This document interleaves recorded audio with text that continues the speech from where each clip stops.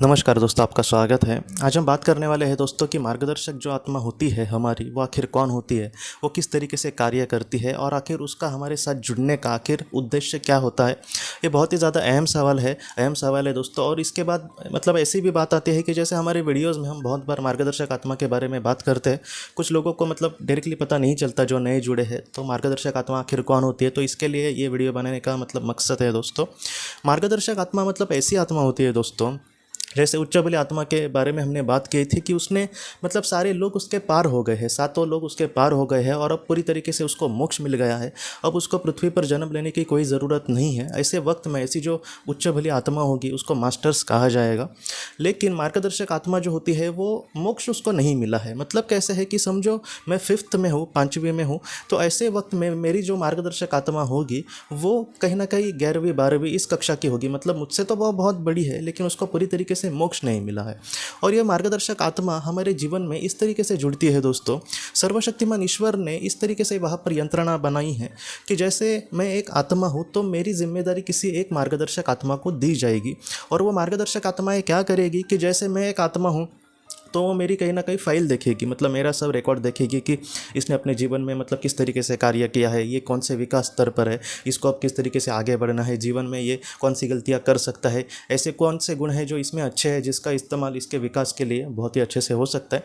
इन सारी चीज़ों का वो बहुत ही अच्छे से जायज़ा लेगी, उस पर बहुत ही अच्छे से स्टडी करेगी और उसके बाद वो मुझे ये बताएगी कि तुम्हारे जीवन में अब अगला जीवन किस तरीके से लेना तुम्हारे लिए ज़्यादा महत्वपूर्ण है। और ये सारी चीज़ें वो खुद ही तय करती है ज़्यादातर, या फिर मेरी भी वो राय लेती रहेगी कि ऐसा चलेगा क्या, वैसा चलेगा क्या। और वैसे वो एक स्ट्रक्चर बनाएगी एक जीवन का। और उसके बाद वो कहेगी उचित समय आने पर कि अब तुम्हारा समय आ गया है पृथ्वी पर जन्म लेने का। और उस तरीके से बाद में मैं जन्म लूँगा और मेरे जीवन में जो भी चीज़ें मेरे लिए महत्वपूर्ण है वो सारी चीज़ें मैं उस जीवन में करने की कोशिश करूँगा। और ऐसे समय में अब मैं यहाँ पर हूँ और अपनी ज़िंदगी जी रहा हूँ, तो जो मार्गदर्शक आत्मा होती है दोस्तों, उसका जो एक हिस्सा होता है वो हमेशा हमारे साथ होता है। चौबीसों घंटे पूरी ज़िंदगी हमारी जो मार्गदर्शक आत्मा होती है वो हमेशा हमारे साथ होती है। ये बात खुद डॉक्टर माइकल न्यूटन जी ने प्रयोग से सिद्ध की है। उन्होंने एक बार एक इंसान का वो पास्ट लाइफ रिग्रेशन जब कर रहे थे, तब उन्होंने मार्गदर्शक आत्मा के बारे में उस मरीज़ ने जो कहा था, तब डॉक्टर माइकल न्यूटन जी ने ये कहा कि तो मेरी मार्गदर्शक आत्मा भी मेरे साथ अभी है ना। तब उसने कहा कि आपकी जो मार्गदर्शक आत्मा है वो बहुत ही ज़्यादा उच्च लेवल की है, उसकी जो प्रगति स्तर है दोस्तों वो बहुत ही ज़्यादा बड़ा था डॉक्टर माइकल न्यूटन जी के मार्गदर्शक आत्मा का। और उस मरीज़ ने बाद में ये कहा था कि वो तुम्हारे कंधे के राइट साइड में वहाँ पर होती है ऐसे। तो इस तरीके से मार्गदर्शक आत्मा वो आत्मा ही हमारे साथ होती है, ऐसा नहीं, उसका एक हिस्सा कहीं ना कहीं हमेशा हमारे साथ है, वो हमें ऑब्जर्व करवाए। मैं आपको सच कहूँ तो हमारे कर्म कभी कभी हमें खुद को नहीं पता होंगे दोस्तों, लेकिन हमारे मार्गदर्शक आत्मा इन सारी चीज़ों को बहुत ही गंभीरता से ले रही है और बहुत ही गंभीरता से इन सारी चीज़ों को देख रही है। और ये हमेशा हमारे साथ जो होती है सिर्फ ऑब्जर्व करने नहीं होती दोस्तों, वो हमें कहीं ना कहीं अच्छी राह पर लेकर जाने की भी कोशिश करती है। मैं आपको उदाहरण दे रहा हूँ, ज़्यादातर लोगों को ये पता होगा कि कभी कभी समझो हम कुछ बुरा करने जा रहे हैं, या फिर कोई इंसान है जो कुछ बुरा करने जा रहा है और अचानक उसकी मन उसको बोलता है कि रहने दो, चलो मैं ऐसा नहीं करता। क्या है कि कभी कभी अगर कोई कुछ बुरा करने जाए तो बहुत बार ये देखा गया है कि उसकी जो मार्गदर्शक आत्मा है वो उसको बुरा काम करते हुए रोकने की कोशिश करती है। लेकिन हमेशा ही ऐसे नहीं होता। बहुत लोग यही कहेंगे कि अगर कोई मार्गदर्शक आत्मा उसके साथ होती है तो उसको वो हमेशा ही क्यों नहीं रोकती, या फिर पृथ्वी पर आज इतनी हिंसा क्यों हो रही है। तो इसका जवाब यह है दोस्तों कि मार्गदर्शक जो आत्मा होती है उसकी भी एक हद होती है, उसकी भी एक मर्यादा होती है जहाँ तक वो उसको रोक सकती है। कोई एक इंसान ही बुरा है, उसका मन ही कलुषित हो गया है, वो बुरे ही विचार कर रहा है, तो वो कह के बाद में वो नहीं कहती, क्योंकि उसको पता होता है कि अब कहने की कोई उस पर कुछ प्रभाव ही नहीं पड़ रहा है को, तो कह के क्या फ़ायदा। तो ऐसे समय में मार्गदर्शक आत्मा कुछ नहीं करती, लेकिन जितना हो सके यही देखा गया है कि मार्गदर्शक जो आत्मा होती है वो बहुत ज़्यादा हमेशा प्रयास करती है कि हमें अच्छी राह पर लेकर जाए। ये जो मार्गदर्शक आत्मा का काम है हमें सबको, मुझे भी जब मैंने पहली बार सुना था दोस्तों, तब हमें यही लग सकता है कि हमें जीवन में अपना रास्ता नहीं मिल रहा है, मेरे जीवन में इतना बुरा हुआ है, फिर ये मार्गदर्शक आत्मा क्या कर रही थी। देखिए, बात ऐसी नहीं है कि हमारे जीवन बहुत ही अच्छा और सुखकर बनाने के लिए ये मार्गदर्शक आत्मा हमारे साथ होती है। हम एक तो प्रगति के कौन से स्तर पर है हमें ये पता नहीं है। हो सकता है कि ऐसे स्तर पर हम हो जहाँ पर हमें बहुत ही ज़्यादा संघर्ष करना हमारे लिए बहुत ही ज़्यादा महत्वपूर्ण है। तो वो संघर्ष जब हमारे सामने जीवन में आएगा तब ये मार्गदर्शक आत्मा वहाँ पर ज़्यादा कुछ नहीं कर पाएगी।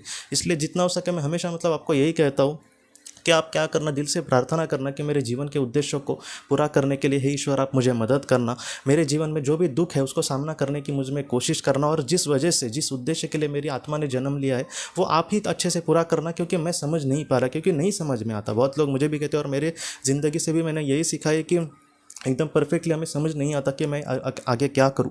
तो ऐसे वक्त में हम प्रार्थना करें और अच्छा कर्म करते आगे बढ़े। तो ऐसे समय में जो भी लोग मतलब दोस्तों अच्छा कर्म करके आगे बढ़ते हैं, निस्वार्थ भावना से कुछ कर्म करते हैं, तो ऐसे लोगों को जीवन का उद्देश्य ढूंढने की भी ज़रूरत नहीं है, वो अपने आप उनके सामने आ जाएगा। या फिर नहीं भी आया तो हो सकता है कि एक निस्वार्थ भावना से कर्म करना यही उनके जीवन का उद्देश्य हो। तो इस तरीके से भी होती है दोस्तों। लेकिन मार्गदर्शक जो आत्मा होती है वो इतनी मतलब उसके केयर करती है कि मतलब हम क्या बोले। और ये भी बात सच है दोस्तों कि मार्गदर्शक जो आत्मा होती है वो हमेशा एक ही नहीं होती। मतलब मेरी 5000 साल पहले मेरा अगर कोई जन्म हुआ था मेरी आत्मा का, तो उस वक्त हो सकता है कि मेरी मार्गदर्शक आत्मा कुछ अलग होगी। आज वो शायद मेरी जिम्मेदारी किसी और आत्मा को दी जाए, मतलब अलग आत्मा को दी गई होगी। तो ऐसे बहुत बार देखा गया है। मतलब मार्गदर्शक जो आत्मा है वो सर्वशक्तिमान ईश्वर या फिर जो मास्टर्स होते हैं बड़े, उनके द्वारा नियुक्त की जाती है एक आत्मा के लिए। कभी कभी ऐसे भी देखा गया है कि खुद आत्माओं ने भी कहा है कि मुझे कोई और मार्गदर्शक आत्माएं चाहिए। तो ऐसे भी बहुत बार देखा गया है। और एक बार डॉक्टर माइकल न्यूटन जी के सामने एक ऐसी केस आई थी दोस्तों कि जहाँ पर एक मरीज़ को वो पूछ रहे थे तुम्हारे मार्गदर्शक आत्मा के बारे में। तब उस मरीज़ ने ये कहा था कि जब मैं छोटा था और पहला ही उनका दिन था स्कूल का और वो बहुत ही ज़्यादा डरे हुए थे, छोटे बच्चे थे वो, और उसने ये कहा था कि इनको बाद में मतलब पेशाब को जब हुआ था तब वो मतलब उस क्लास से बाहर निकले, लेकिन उनको पता नहीं था बाथरूम क्या है। तब उस मार्गदर्शक आत्मा ने उनको मार्गदर्शन किया था कि तुम इस तरफ जाओ, इस तरफ बाथरूम है। मतलब आप सोचिए कि छोटी छोटी चीज़ों में मार्गदर्शक आत्मा किस तरीके से मदद करती है। और वो उस वक्त एकदम छोटे बच्चे थे, इसलिए वो मतलब बच्चे को तो उसने बहुत ही अच्छे से मार्गदर्शन किया। आज हमें ऐसा कोई बताएगा तो हम डर ही जाएंगे, मतलब अगर देखा जाए। लेकिन वो छोटा बच्चा था तो वो समझ गया इन सारी चीज़ों को, और बाद में वो भूल भी गया है। लेकिन जब पास्ट लाइफ रिग्रेशन जब उसका हुआ तब इसको मतलब ये सारी चीज़ें याद आई थी। तो इस तरीके से छोटी से छोटी बड़ी, मतलब छोटी से छोटी चीज़ को लेकर बड़ी से बड़ी चीज़ तक जो मार्गदर्शक आत्मा होती है वो बहुत हमें मतलब मार्गदर्शन करती है। इसलिए जितना हो सके, इसमें अच्छी बात क्या है दोस्तों, या फिर हमें सीखने वाली क्या बात है कि अगर कोई रेगुलरली अगर समझो ध्यान करे तो उसका जो अर्ध जागरूक मन है वो जागरूक धीरे धीरे हो जाएगा। और उसके बाद जो मार्गदर्शक आत्मा हमसे करवाना चाहती है वो हम बहुत ही अच्छे से समझ पाएंगे दोस्तों। क्योंकि हम मतलब रेगुलर जीवन में बहुत ही ज़्यादा टेंशन में या फिर अपनी चिंता में होते हैं, दुख में। तो इस वजह से क्या होता है कि वो जो भी मतलब संदेश हमें कहते हैं वो अच्छे से हम ग्रहण नहीं कर पाएंगे। लेकिन अगर कोई अच्छे से ध्यान करे, मन को शांत रखने की कोशिश करे, तो उनके जो संदेश है वो बहुत ही अच्छे से हम समझ जाएंगे और उस तरीके से जीवन में आगे बढ़ सकेंगे। तो मार्गदर्शक जो आत्मा होती है वो हमारे लिए बहुत ही ज़्यादा महत्वपूर्ण होती है, और जितना हो सके उसकी बातों को मानना, हम उस तरीके से चलना, ये हमारी आत्मा के विकास के लिए बहुत ही ज़्यादा महत्वपूर्ण होता है। क्यों? क्योंकि वो हमसे बहुत ही आगे है, तो उसको पता होता है कि हमारे लिए क्या अच्छा है दोस्तों। इसके अगले भाग में हम उच्च बलि आत्मा के बारे में हमने बात की थी। इस विषय में मतलब अभी हमने मार्गदर्शक आत्मा के बारे में बात किया दोस्तों। और इसके अगले भाग में हम जो आत्मिक मतलब हमारे जो सोलमेट्स होते हैं या फिर हमारी जो आत्मिक करीबी आत्माएं जो होती है उनके बारे में हम बात करने वाले हैं दोस्तों। तो दोस्तों हम अपने अगली वीडियो में किसी नए विषय को लेकर मिलेंगे। तब तक आप अपने परिवार का ख्याल रखना। आपका बहुत बहुत धन्यवाद। ज़िंदगी की रोशनी ये एक कंसल्टेंसी है जो ऐसे लोगों को मदद करने की कोशिश करती है जिन्होंने किसी अपने को खोया है, या फिर जो लोग अपने जीवन में बहुत ही ज़्यादा दुखी है। जो लोग इस संस्था के साथ जुड़ते हैं उन्हें पास्ट लाइफ रिग्रेशन की ऑडियोज़ भेजी जाएगी, जिससे घर बैठे वह पास्ट लाइफ रिग्रेशन का अभ्यास कर सकते हैं। और उन्हें 5 मेडिटेशन ध्यान की भी ऑडियोज़ भेजी जाएगी। और इसके साथ साथ उन्हें PDF किताबें भेजी जाएंगी जो हिंदी और अंग्रेज़ी में है, जो मोबाइल पर या फिर लैपटॉप पर आप उसे पढ़ सकते हैं। और 10 ऑडियो बुक्स भी आपको भेजी जाएंगी।